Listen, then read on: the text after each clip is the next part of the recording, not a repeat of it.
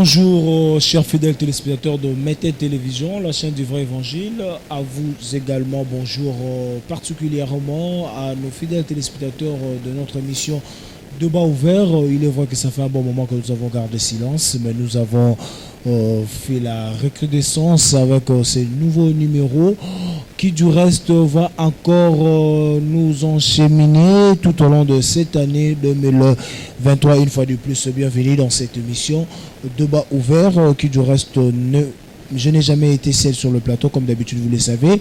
J'ai toujours été accompagné d'un invité ou plus d'invités. Voilà, aujourd'hui, je n'ai qu'un seul invité, évidemment, avec qui nous allons parler de très grandes lignes politique, notamment. Nous allons parler de la ville-province de Mai-Ndombe, notamment sur l'insécurité qui règne jusqu'à présent à Kwamutu, et nous allons parler également de la gestion de la dite province de Mai-Ndombe, l'effort que fournit le gouvernement quant à cette situation également, provinciale temps national. Nous allons faire aussi une petite mise au point sur l'évaluation de l'enrôlement, voire même comment ça se passe là-bas dans la province de Mai-Ndombe. Ce n'est pas en vain que nous avons choisi de parler de la province de Mai-Ndombe aujourd'hui, c'est juste parce que nous avons un invité qui est ressortissant de Mai-Ndombe, avec qui nous allons parler de cette thématique ou de ces différentes grandes lignes relatives à la politique. Je m'en vais sans plus tarder de les saluer pour ne pas vous tarder de le voir. Il s'agit bien évidemment de M. Guilan Kelly. Bonjour. Bonjour, monsieur le journaliste. Comment vous allez? Oui, ça va bien par la grâce. Comment vous vous sentez sur le plateau de Mété Télévision? Très à l'aise, très à l'aise. Vos impressions? Oui, ça va quand même, ça va. Voilà, vous êtes notable de la province de Mai-Ndombe. Oui, je suis jeune de la province de Mai-Ndombe. Vous avez été également en Mai-Ndombe. Oui, à plusieurs fois, c'est ma province quand même. Vous avez étudié, passé beaucoup de temps là-bas? Non, pour les études, non. Mais quand même, j'ai fait des déplacements là-bas, rendre visite à la famille qui reste là-bas au niveau de la province. Certainement. Voilà, chers fidèles téléspectateurs, je tiens à rappeler que Guilan Kelly il est juriste également, analyste politique, un jeune analyste politique. Ne vous étonnez pas de voir aussi jeune comme Guilan Kelly de pouvoir faire des analyses politiques. Vu qu'il est de ces coins-là, nous allons parler de ces grandes lignes avec lui. Guilan Kelly, la province de Mai-Ndombe, toujours en guerre jusqu'à présent, précisément dans le territoire de Kwamutu, où les Tekeyaka ne s'attendent pas. Vous êtes de là. Qu'est-ce que vous avez comme impression à chaque fois qu'on vous dit là-bas à la province de Mai-Ndombe ça ne va pas, Kwamutu, Tekeyaka, ils ne s'attendent pas? Quelles sont vos impressions quand jour après jour vous attendez que l'insécurité continue à régner dans ces coins de votre province? En fait, étant jeune et ressortissant de la province, ça nous fait tellement mal de voir nos mamans, nos papas, nos sœurs, nos petits frères qui vivent dans telle situation. On voit aujourd'hui les mamans qui dormaient dans leur maison, mais ils continuent toujours à dormir dans la forêt. Et ça nous fait tellement mal, ça nous fait mal, donc à tel point que personne ne peut supporter ces gens. Autant donné que la RDC est un patrimoine commun, ils sont là censés de pouvoir vivre librement dans ces domiciles, mais jusqu'à présent, suite à cette insécurité, Bazaola la Libanda, Maman, Bana n'en parlons pas, on essaye, plusieurs concertations à eu lieu, gouvernement central, Kitikona, l'ensemble provincial, Kitikona, chers fidèles téléspectateurs, vous allez comprendre que nous serons bilingues pour que toutes les couches de la République démocratique du Congo les saisir au biseau. Alors, je reviens vers vous, M. Guilan Kelly, Maman Libanda, Bana Libanda, quelle est la saisalité suite à cette insécurité? Vous êtes quelqu'un qui habite à rapidement à tourner Panzouana. Qu'est-ce que vous en dites? Qu'est-ce que vous avez comme réalité de cette insécurité à Kwamutu? Merci beaucoup. En fait, par rapport à l'insécurité, il y a toujours gangréné dans le territoire, il y a Kwamutu. réalité eza ke eza conflit intercommunautaire oyo eza koopose bandeko na biso bateke na bandeko na biso bayaka. Exactement. Alors conflit wana ezwi vraiment quand même temps oyo ebomi bandeko na biso ebele, bato ebele bakufi, bamama bakufi, bayaya baleki, bapapa bakufi, mpe misusu oyo batikali kovivre lelo bazovivre na condition moko oyo ezali inadmissible oyo moto akoki kopermettre yango te kosouhaiter pendant que nous les autres tozovivre na milieu misusu. Il y a aussi paisiblement surtout. Oui, exactement, baza calme. Il y a aussi cela na kin awa bazovivre calmement pendant que leurs frères na niveau territoire ya kwa mutu na province ya Mai Ndombe bazovivre en insécurité absolue na condition moko malamu. Vous allez mutu abetara vraiment moi tout régulièrement na kwa mutu. Vous êtes résident ici à Kinshasa, mais moi tourne à quoi mutu betaka. Qu'est-ce que vous avez appris de cette sécurité? D'où provient cette insécurité par rapport à tout ce que nous vivons? Tout simplement par rapport à l'insécurité aux alliés, il y a aussi des choses où peut-être tu peux étaler en niveau à télévision quand même. Mais au moins, où tu y a surtout des conflits où ils ont opposé bande konabiso ya bayaka et puis bateke. Or que baza bato ba vendre sika moko. Toza toujours obligé ya ko vivre ensemble ya ko zala ensemble.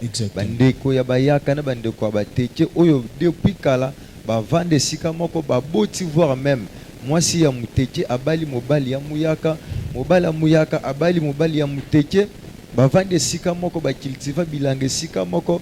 Batangi même na bekol na kelasi esika moko. Conflit bon, par rapport à conflit, il y a juste les akara likambu ya mabele nde tokiko loba. Bazo we la mabele. Alors que mabele boko we la ubande ko bazo we la niveau territoire ya kwa mutu Congo eza ya biso nyonso. Congo est appartenir na biso nyonso tout ba congolais. Lubumbashi wapi ozali oza congolais oza bongo ndenge mobeko likonze le but le Congo restera toujours un et indivisible. Exactement. Koti ko kabwana te. Ata to vandi kuna. Ata tozali certes na kati ya famille na bato baswana ka debe zalaka. Mais na niveau ya boyete koti ko zoa au-delà 3 4 5 mois te ozo me mabato belé ba ame belé ekufa ebunga donc vraiment yango nde vraiment ezo sala biso pas si mingi vraiment. Quel est le regard parfois un gouvernement provincial par rapport à cela, parce que tout le monde a qui l'autre fois ensemble provincial et Kitaki et la concertation Salami, Fredola Mbongo il est arrivé là-bas, Yepé Soussou a démonté qui c'est que avait fait ceux qui ont été envoyés par le gouvernement. Lui il a dit que les gens du gouvernement n'ont pas arrivé là-bas et également conflit Waneza réellement entre Tekiyaka, Zali miliciens tout là ne Kochuana bazako Kokubimaloko la conflictuel entre le Tekiyaka. Bon, par rapport à réaction tout Moussala il y a gouvernement provincial, donc par rapport il y a gestion à conflit où on a opposé bande qu'on a biso ba teke na bayaka, ça nous fait tellement mal tozana na pasi makasi comme on a gouvernement provincial oyo eza vraiment que se distinguer ezozo conflit où on a vraiment ndire na moi bo pete to na bo pete pendant que ba mama ba leki bandeko bazo vivre na condition malamu te. Il y a un gouverneur là-bas. Exactement, madame Rita Bolandula, yenda zali gouverneur actuel ya province ya Mai Ndombe, auquel autres jugé vraiment opaque pe ndenga zo zoya gestion to conflit na légèreté. Nde tozo mona ke gestion na par rapport ya conflit o eza malamu te. Nous l'avons vu dénoncer insécurité on a de temps à autre on a dénoncer en haut bien sûr. Bien sûr, à côté de dénoncer, mais il faut que y ait un patron numéro 1 y a province. Donc gestion à province, to sécurité à province, ils ont engagé, ils ont tal. Ceux qui province, ceux qui ne malam, ceux qui n'ont que baby, maman to responsable, parents, moussala nous anini. Il faut assumer ma responsabilité na yo au côté ça calme qui me quota. Alors depuis arriver à maman, malgré dénonciation na yo, malgré n'enga loba qui récemment awa. Na média moko ya union ya États-Unis kuna batena ki ba propos moko ya mabe makasi ezali malamu te par rapport ya conflit. Okoki ko mona okoti ko imaginer ye étant que gouverneur azoloba ki non main noire des a caché na kati wana. Alors main noire certes tondimi main noire eza caché réaction na yo ezanini qui est censé nous dire quelle est cette main noire et exactement yetango zo babongo pendant que yaza numéro 1 ya province yende sécurité à province eza maboko na ye ozo tenir ba propos ya ndenge wana na média en plus donc le monde que ça malamu te depuis conflit wana bandi jusqu'à là gouvernement central et kitaki notamment récemment tout le monde qui ministre intérieur Daniel Aselo azalaki kuna et puis ministre ba membre tout ya presque ba membre belé ya gouvernement central bazali quoi na niveau assemblée exactement na assemblée provinciale assemblée nationale pe ba yamba maki na président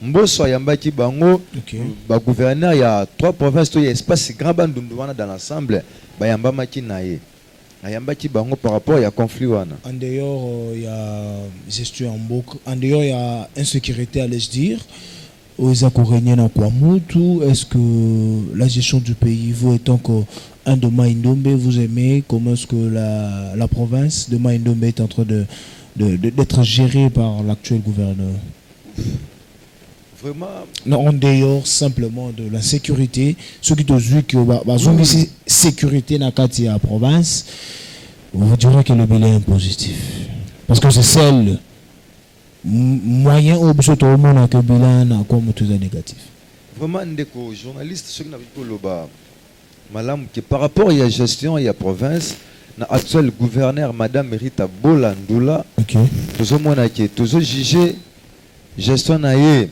est vraiment chaotique opaque et téméraire na niveau ya province province à Maïndombe est la province où il y a jusque là décennie kaka moko au province wana efongwami où efongwami d'après décentralisation exactement alors la province où ko senga moto où ko sala la tête c'est depuis 2015 alors exactement moi il y a décennie moko parce que disait ko tina nukutute oui donc ezo senga moto pratiquement 8 ans exactement ezo senga moto ko sala la tête ya province wana azala moto quand même azo maîtriser ba rouage surtout par rapport à la gestion en province.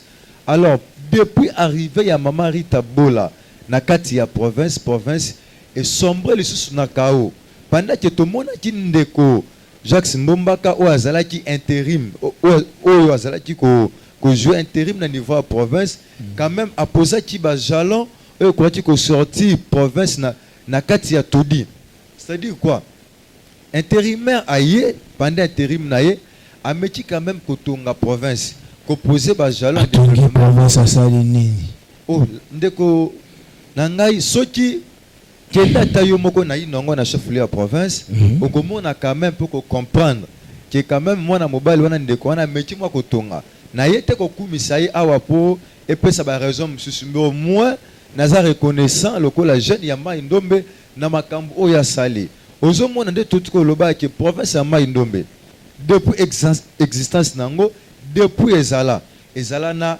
aérodrome te mais intérimaire dira 9 mois na intérim atondi aérodrome moderne na province ya Maïndombe o kutu d'ailleurs ezala ki inauguré par maman Rita Bola. Est-ce qu'il ne faut pas laisser le temps à madame Rita Bola pour construire davantage la province?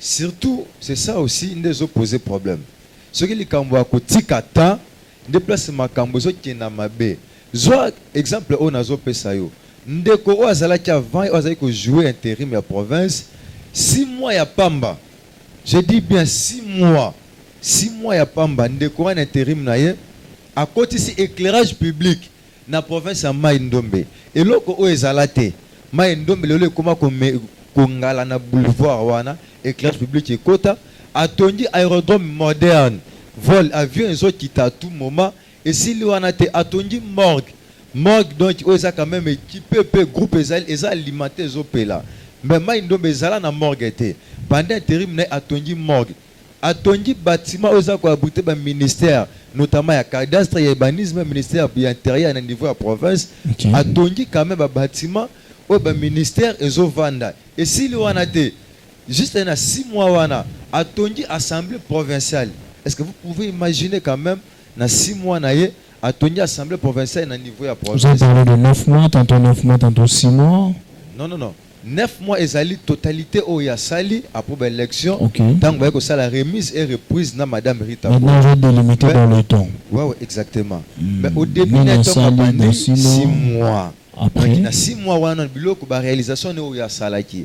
Na 6 mois wana atondi marché na niveau il y a chef lieu à province, il y a inongo atondi morgue à côté si ya régie de Zokuna ozomona ki esili wana te a honorer le sous héros national ndeko auto patriarche Mpolo Maurice auto ebie malamu quand même ndengazali azali ressortissant ya Mai Ndombe. Aujourd'hui grâce na ndeko azwaki intérim wana atondi statuette o eza ko honorer. Alors qu'est-ce qu'il a fait? Qu'est-ce qu'il a fait malgré nos choix sales? Qu'est-ce qu'il a fait qu'il ne soit pas maintenu? Bon, en fait, oui, et là quoi sali qui est-ce que Ndombe c'est plein a été les députés ont été en désarroi avec lui pendant qu'on s'en va bloquer là ou bien qu'est-ce qui a été vraiment à la base pour qu'ils ne soient pas maintenus parce que Yozo Sala, bon en quelque sorte c'est son apologie mais ce qu'on ça la bon de plus en plus il faut pas lingayer mais qu'est-ce qui a fait qu'ils ne sont pas maintenus? En fait, des journalistes et Sengito Yebeloko Moko. Premièrement, madame Rita Bola na ndeko zalaki intérim ou azaki plutôt intérimaire ou azwaki intérim ba kinaki na ba élection na pona mi ba gouverneur bazalaki tike moko oyo moninga gouverneur moninga molandisa minaye vice gouverneur ndeko azalaki ko jouer intérim nde lelo aza vice gouverneur. Okay. Aza vice gouverneur ya province ya Mai Ndombe. Mais sengi na biso quand même toyeba malamu.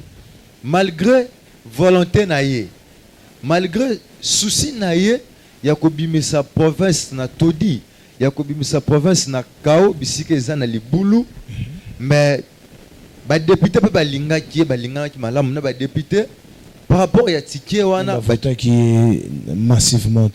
Non, ba fota ki bango massivement parce que bazala ki ticket moko pe baza ticket moko na madame Rita Bola. Mais ya koyeba lisusu eza boye. Ndeko wana o azwa ki intérim lelo azali vice gouverneur. Quand même ndeko te ko loba wana malamu ke toza ba analyste politique pe juriste yeb malamu ke moto azali vice molandi sambi ya moto. Akoti ko zwa décision te liboso ya moto o azali liboso na ye. Au moins ako proposer makambu liboso ya moto o azali liboso na ye. Alors ngana yo to yebite toza awa surtout kazaki na mutu. Exactement, surtout ndongo lobe azalaki na mutu à gérer province ye moko na temps o azwaki intérim na ndenga azalaki intérimaire ya province à gérer province. Des fois aussi akoti ko proposer pas ya moto azali liboso na ye. Alors soki moto azali liboso na ye azoboya azana volonté te ya kotonga province, azana volonté te ya ko sala sorte que province ezala développer, azana volonté te ya ko longola province bisike ezana libulu, azana volonté te ya ko assumer ba responsabilité wana tope, azana volonté te ya ko gérer province malamu yebisanga eko sala nini au moins na yebite ce qui a proposé toi proposé mais au moins o ezo monana o tozo ko analyser azala ki intérimaire na niveau ya province misala na ye tanga comme vice a ko ka sugo vice exactement azo sala loko mo te ozo mona ki loko te c'est wana parler ezo me biso quand même na ba analyse moko approfondie to comprendre que au moins à proposer kana moto azali boso na ye moto azali boso na ye ndaza na volonté wana malamu to ya ko sala en sorte que province est tongama. Est-ce que jusqu'à présent province est toujours le quoi gouverneur et puis bazako ça la contestation contre elle, ce qui veut dire qu'elle gère bien à part le sentiment peut-être politique, permettez-moi le terme politicien. Déjà ça là que mais elle avec sa population à la base tout se passe au parfait. Par rapport à madame Rita Bola actuel gouverneur de la province nakoye bisayo bien sûr ezape na moi clique nakoti ko loba nakoti ko pesa ngoto kombo cercle ya mina ye ya ba mina ye to lisanga bandinga na ye bango ba ko sepela malamu ba ko linga pourquoi parce que bazomona ndenge ya zo komema makambo na province na ndenge na bango ndenge zo sepelate mais ba vrai natif to ba vrai ressortissant bana ya mai ndombe ya solo oyo tozali oyo nga tozali elongo na bandeko mususu tozo sepelate na niveau azo kamba province tozo sepelate na niveau azo mema province parce que les jeunes zawana exactement tolingi jeune quand même na tête ya province non seulement jeune mais toyibi malamu na kopesa ndakisa moko ndeko biso tout temps tozalaki kokola lelo tozaba parents toboti bana mama nda lambaka mama nda yebi nzungu oza parents ndenge towuti ngana soki tozongi mama akoservi biso biloko na table atie biloko alors soki tolie totondi te biloko wana esili to tolie sani moko na mwana okotinda mwana wapi zonge pa mama a vérifier na nzungu po abakisa alors tozalaki na sengo mingi toyambaki na motema boboto po tolobaki ke mama aye nzale sili pourtant tomoni mama na yebi mesure ya maya fufu mama na yebi dimension ya biloko alamba ko servir mama yesu atimoli sonzala alors mama aye ndengo lobi wana atimboli nzala mama aye oli akende wenze na 15h to na 12h ndenge mwana mobala azalaki elenga azalaki mama azokende wenze na 21h alors poto sala nini pendant que to comme déjà na période moko ya maponami pendant que mikole komi mokuse pendant que tango sekei mama aye nzale koti pasi ekoti lisusu makasi na niveau ya province donc na yango wana bana ya mai ndombe nyonso tout à tout moment baza ko dénoncer à tout moment bazo telemela gestion na yo baza ko juger yango chaotique okomona récemment awa association ba moteur ya ville province ya Inongo basala qui marche contre ye d'ailleurs pour votre information moto azalaki initiateur ya marche wana ndeko wana lelo na yebisa bakange batie na kati ya boloko. Est-ce que vous pouvez imaginer que moto soka dénoncer lokola mwana mai ndombe bozo kangaka bango récemment awa ndeko moko na nyoki na kombo ya Kalina Patrick asalaki encore dénonciation par rapport à la gestion mama tindi batu bakanga ye. Est-ce que tokomi na état nini pendant que tozali le chef de l'état président Félix Antoine Tshisekedi Tshilombo Fachi Beton pour 5 azolo baeke toza toujours na état de droit bazalaki na conférence de gouverneurs na province ya Mai Ndombe ayokaki makambu oyo président de la république ayebisaki ndeko na ye collègue na ye gouverneur ya province ya Équateur ke tika bilenge tika bana ba dénoncer baloba malamu. Alors kuna na Mai Ndombe ekomi arrestation arbitraire nde ezorene kuna omeki ko dénoncer bakangi yo omeki ko sala bwe bakangi yo boloko na niveau inongo ekomi ya kotonda nga ona zoloba awa parce que nazana kin soki na tema kolo tozano awa kanga dati wana mbe lokola mwana Mai Ndombe nakokende nakokita inongo pona maponami awa nakozala kuna na quelques jours au etikali awa nakozala ya Inongo. Vous avez beaucoup parlé contre l'actuel gouverneur qui est na Inongo kuna qui peut porter l'espoir de la province. D'après vous, c'est lui qui peut facilement porter l'espoir de la province, dans le sens que à Bongo, à Salamakambo de là, et Ndenge Mama Rita Boulazo Sala.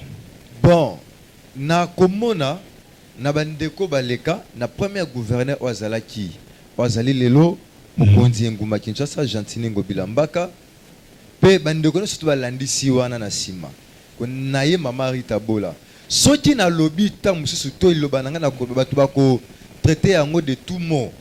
OK non a lobby bongo soit ezabo OK ezabo ngote quand même balobaka mieux vaut malamu mingi na moto yo apesio eloko moko ke moto o alaki biloko samboto zomi to mona ki malamu ndeko o azwaki intérim na niveau ya province quand même na ba réalisation na misala o asalaki c'est bien que vous voulez nde azonga na tête ya province po na ba réalisation na ye na moi tango moke oyo asimbi province na maboko quand même ebeti c'était makasi pe egangisi bato lelo tozo sepela na bilenge lelo zo mona ke bilenge de bazoki d'ailleurs azelenge quand même azali elenge na kati ya gestion mais zo mona ke moto na ye bongo na ye eza bongo abampaka pe. C'est pour cette raison le béli au sali apologie sur ces plateaux. Non pas forcément na raison wana nazo boya to nazo kima to nazo éviter loko wana bakoloba ke non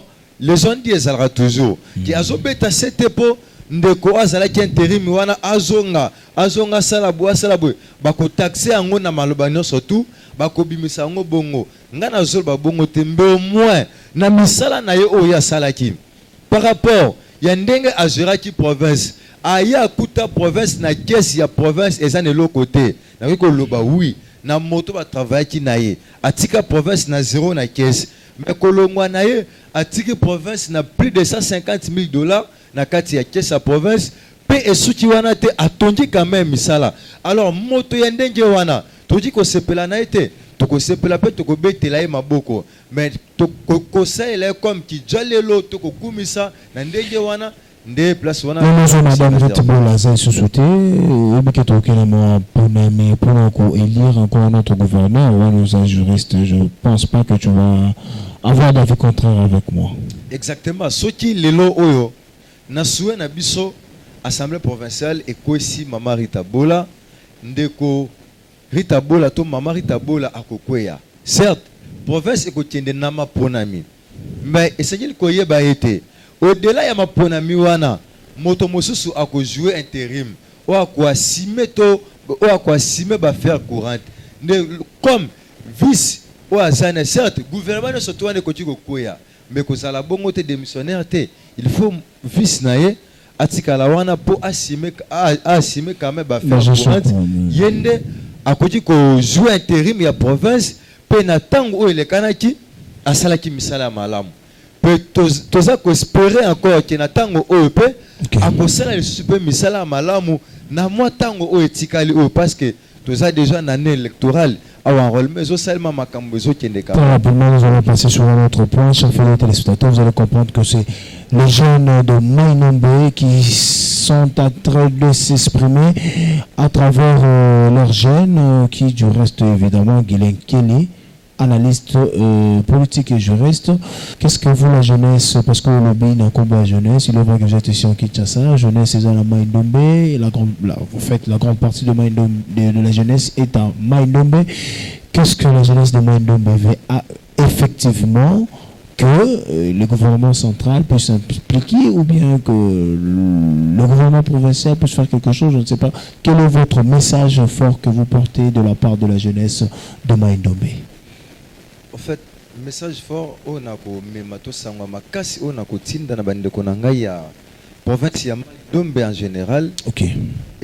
Très rapidement parce que le temps est qui est déjà. Et ça là na ko senga bandeko no stubilenge ba kende ko se faire enrôler.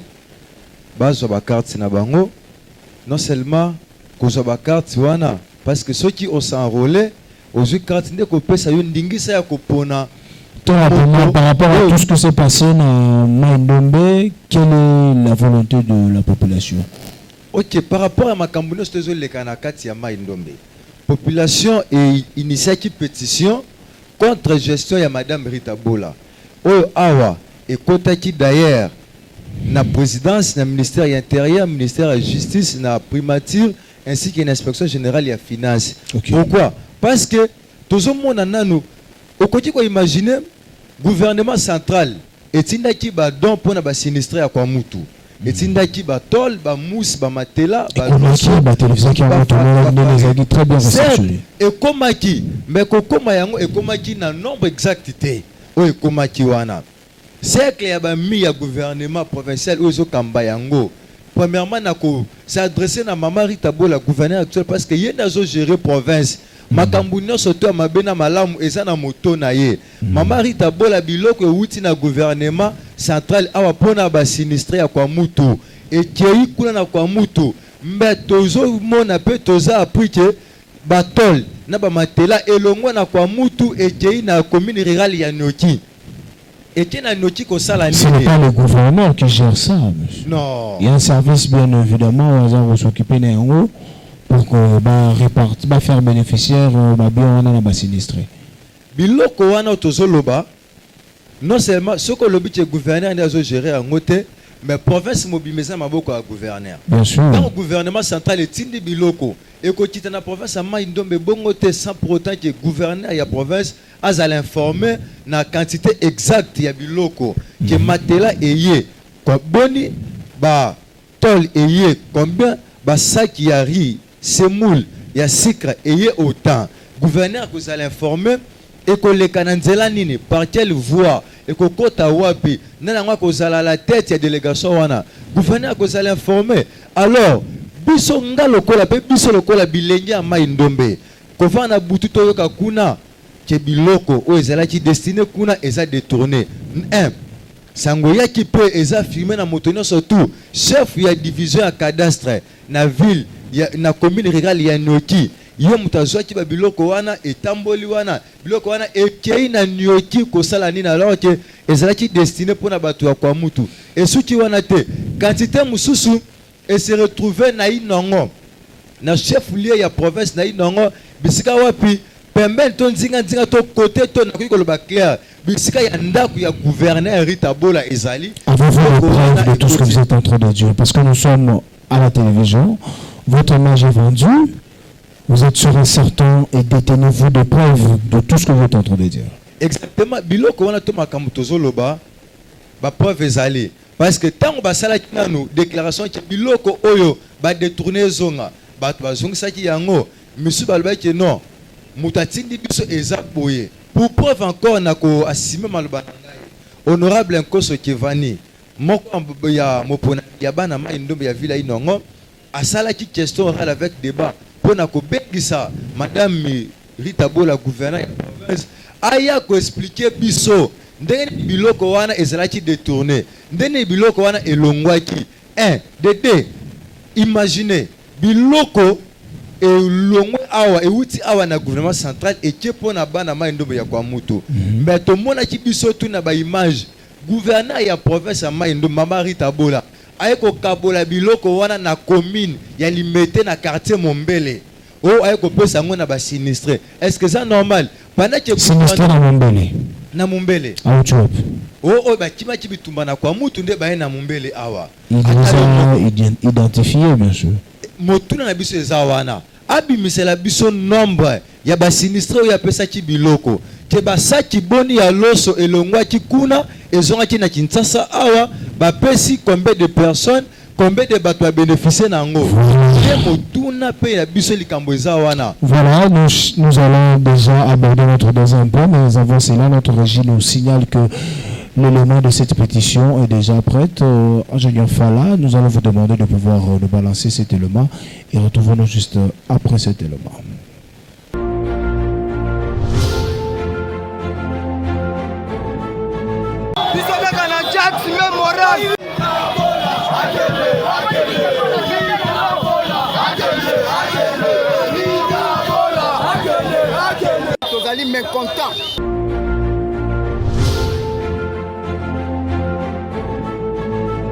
Voilà, chers fidèles téléspectateurs, nous sommes de retour sur cette plateau de Mété Télévision pour les comptes de votre émission de Baouvin.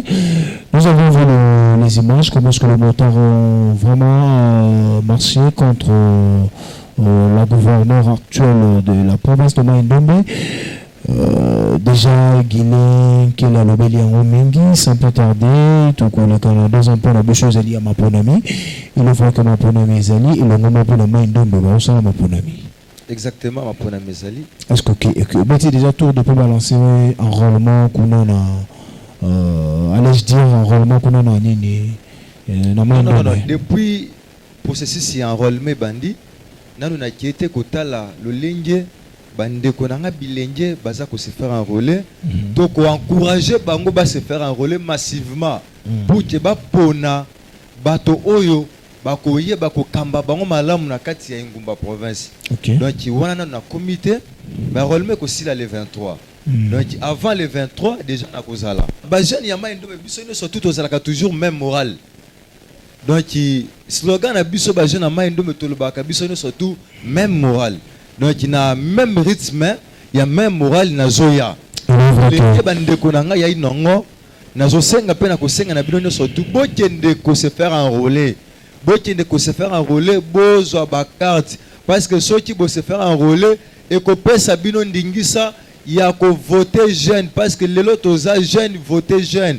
Ba meno ko voter jeune voter jeune. Toza na likambo wana. Jeune voter papa. Papa ata so le bête que papa voter papa Donc jeune peut aza papa certes aza jeune. Aza papa mais kota là il engage dans zoto bongo na ye eza ya ba papa. Yango nazo beta sete na bandeko nyonso tu ya mai ndombe. Surtout bandeko na nga ya inongo. Bo kende ko se faire enrôler pour que bo voter jeune. Jeune azoya déjà quoi na mai ndombe ko se faire enrôler toko kita sur terrain. Boko mona bino nyonso tu ndenge makambo ekozala. Tozana posa to longola ba ménopause politique. Moto esa komi mokolo moyen a engendrer le sous ezate, moyen a bota le sous ezate, moyen kumba zeme ezate. Ménopause politique na ville na province ya Mai Ndombe. Vous êtes sûr? La ville ya inongo il faut longwa.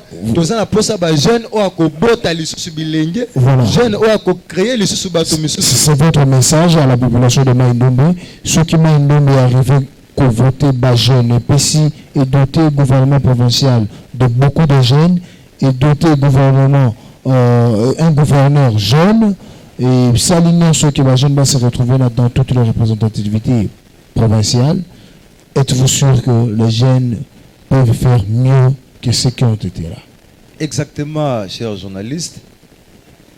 Par rapport à la question nayo, nakozong encore sima. Très rapidement parce que nous sommes pratiquement à la fin, il ne reste pas plus de 5 minutes. Nakozong encore sima. Pourquoi? Parce que c'est lui qui faisait l'intérim. Aza jeune. Quand même ton moni ba action a impact visible. Oyo mutuma otakuti ko ignorer yango. Et cela aussi nous rassure que ceux qui le loba jeune baza représenté partout na niveau de la province, baza ko assumer ba fonction likolo na niveau de la province. Pe bilenge batie maboko na bilenge tozana sengo pe tondimisami ete bilenge bakosala malamu po elenge moko esasala ki makambo ya malamu o uta mokile banda uta Mai Ndombe ezala kelama nanu elenge moko ta sala bongo kaka die moko nda sala ki yango yango tondimisami te ba bilenge bakosala makambo ya malamu koleka bato si bakoti ménopause na niveau ya politique yango tozana posa ba jeune to soutenir ba jeune bilenge bo soutenir ba ndeko na bino bilenge po toza la même morale afin que Mai Ndombe etongama na ba jeune. Voilà, nous sommes pratiquement à la fin de notre mission. Les jeunes, vous devez vous enrôler parce que nos PSAP sont sous la jeune opportunité à se retrouver dans la instance nyonso esengeli tope na ba niveau de nyonso ya gouvernement, pourquoi pas à la tête aussi du gouvernement de la province de Ndombe Bakuta jeune Guilain Kele. Nous sommes pratiquement à la fin de notre émission. Quel est votre dernier mot, le tout dernier mot pour cette émission? Merci beaucoup. Dernier mot nanga to le bananga soukezali nazo s'adresser encore na président et assemblée provinciale à Mai Ndombe. To initier une pétition contre gestion Madame Rita Bola, il faut la déchire na ba fonction na ye. Très rapidement. Mais tozo senga malgré assemblée provinciale ata ekei na ezana vacances mais administration ezali.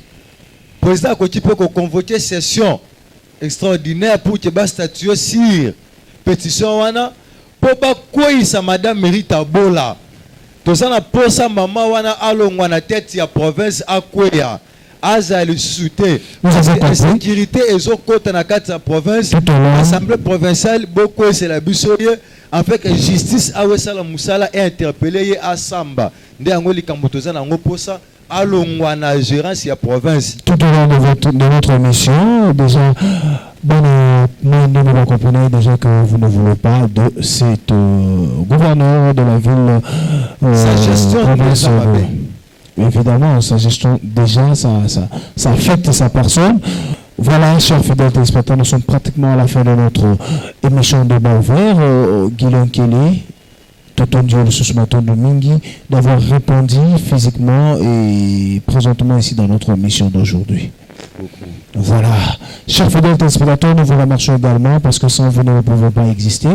Nous disons merci à vous qui nous avez suivis partout dans la ville de Kinshasa, partout où vous êtes, dans la province de Mai Ndombe, Kwango, partout ailleurs, dans toutes les provinces de la ville de Kinshasa, et vous qui nous suivez à travers même l'application Bluesat à l'extérieur du pays. Nous vous disons merci pour votre disponibilité et l'attention que vous nous avez donnée tout au long de cette émission.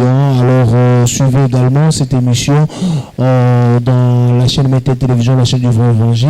N'oubliez pas également de la suivre sur la chaîne YouTube EGG Pro TV et abonnez-vous très massivement à la dite chaîne YouTube. Voilà, nous sommes très heureux. Si vous avez apprécié l'émission, sachez-le qu'il y a une équipe technique qui a été là disponible pour faire en sorte que nous puissions parvenir à la maison. Il s'agit bien évidemment de Joshua Lolendo derrière la caméra, Fala Gelor à la régie, également Loïc Mouti qui a accompagné Joshua Lolendo. Nous disons merci aussi à cette grande équipe professionnelle de Mété Télévision pour ce travail très professionnel. Voilà, quant à moi, je vous retrouve au prochain numéro. Portez-vous bien.